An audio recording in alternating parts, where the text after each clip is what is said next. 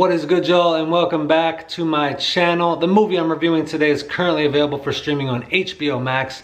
There will not be any spoilers, but even if I slip any in, it's not going to ruin the movie. The Polar Express is directed by Robert Zemeckis and stars Tom Hanks. I am way late to the party on this one, guys. This was when it came out. It got a lot of critical acclaim. I didn't really think to watch it because it just seemed like a real cheery Christmas movie. I was probably in a very curmudgeonly phase of my life.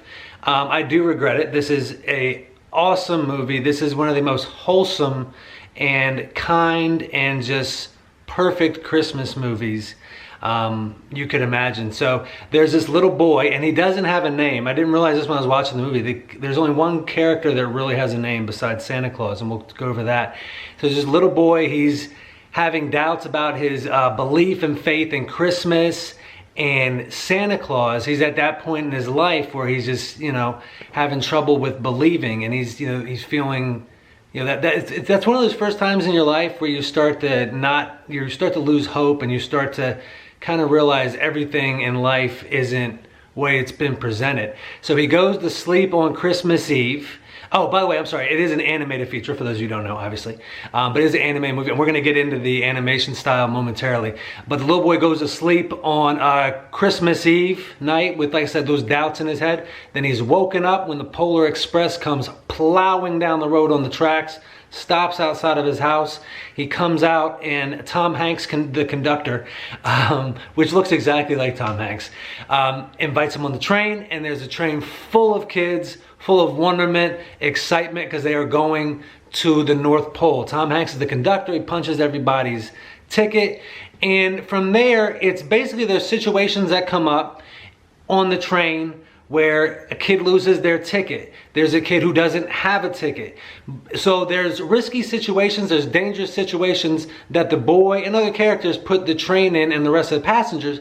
But the thing is, they're doing it out of love. They're doing it so everybody can have this amazing Christmas experience. The one part to point out that is a big example is when the boy pulls the emergency brake, which Tom Hanks at first gets, well, I guess he's in Tom Hanks. The conductor gets mad at him for pulling down, but he did it because there was this little boy outside who the train was gonna plow right by, but he pulled it so he could get on. It was plowing right by him because he didn't have a ticket. Now we learn later, because this character is the only one we know a name of. His name is Billy. He's had nothing but like disappointment on Christmas. You probably never really got presents, never really felt that love and warm and Christmas atmosphere. So the boy and this other girl, they become like best friends, and they want to make sure he has the best Christmas, and they get to go, those two pretty much go throughout the whole train. The little boy, in the credits it's called Hero Boy and Hero Girl, but they go throughout the train, and they run into, of course, they become good friends with the conductor, Tom Hanks, and of course they eventually get to the North Pole and Santa Claus. And it's what I like about this movie. It is just so, this is the type of movie, I feel like this is the new kids generation, the new generation's like Christmas story.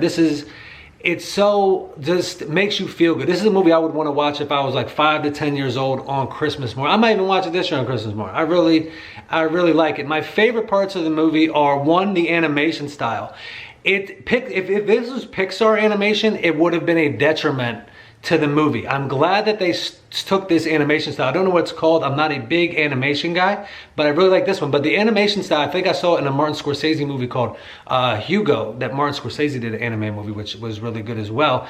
But it feels like a storybook. The characters look like they're in one of those old big storybooks you would have where, your mom or your dad, your grandma, whoever would read to you from. So the animation style was absolutely appropriate and perfect. It looked so different to me at first, but I was like, this is, as the movie went on, I was like, this is the perfect thing. Because no disrespect to Pixar, those movies work for the reason they work, but the animation style, it just like, and all the way the characters run, they flow, their clothes work, so nothing looks bad. It doesn't look junky ever.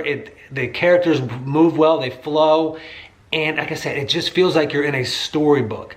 And the North Pole, it's pretty much exactly how you would want to picture. It's like the right people got together and said, what would we want the North Pole to look like? What would a child imagine the North Pole look like? And they captured that, and they captured it so perfectly. The elves, Santa Claus, the reindeer, the way the light goes up on the star, I'm sorry, goes up on the Christmas tree is so cool.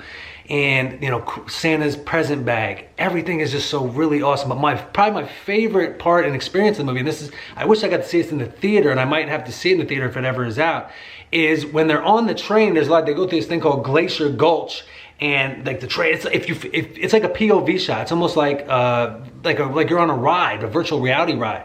They might have done this in 3D. I don't know. I think it would do very well in 3D. And like you're just going on like a roller coaster ride. It's really, really cool. It's really fun. And you do that at the North Pole as well when there's a big slide where all the presents go down. It's so perfect. It's perfect for kids. And even I, as a, you know, kind of a jaded adult, I enjoyed it a lot. And you know, I mean, I like some of the darker side of stuff, but this just, you know, it's just very warm and loving, and all the characters are good. I love that the kids are just all looking out for one another. There's no me versus you battles. It's just we all want to have this experience together because it's going to enhance it for everybody. I'm not a big Tom Hanks guy. He was perfect for this.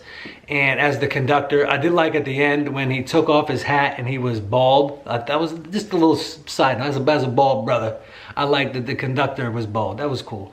But yeah, this is a really good movie, guys. I'm sure most people have seen it. I know I'm late. This is when I'm late to the party on.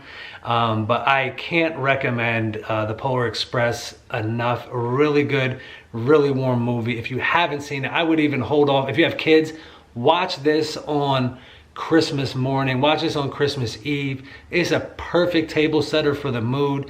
It's just happy, it's light, it's love, and everybody's good in it. All the little side characters that are on the train, and just like I said, the look of it is, in my opinion, perfection. You feel it's like I said, it's a storybook, and that's kind of where the movie starts out when you're at the little boy's home. And I like that we don't know any of the characters' names except for the one named Billy, because he's the main one we want to have a good Christmas, because he's never had a good Christmas. And you know, the hero boy, he's doubting his faith. Billy, and so his goal now is to give this faith to Billy. But guys, thank you so much for joining me today. I more than greatly appreciate your time. I hope you all have a great day, weekend, on whatever you're doing. Y'all take care and be well.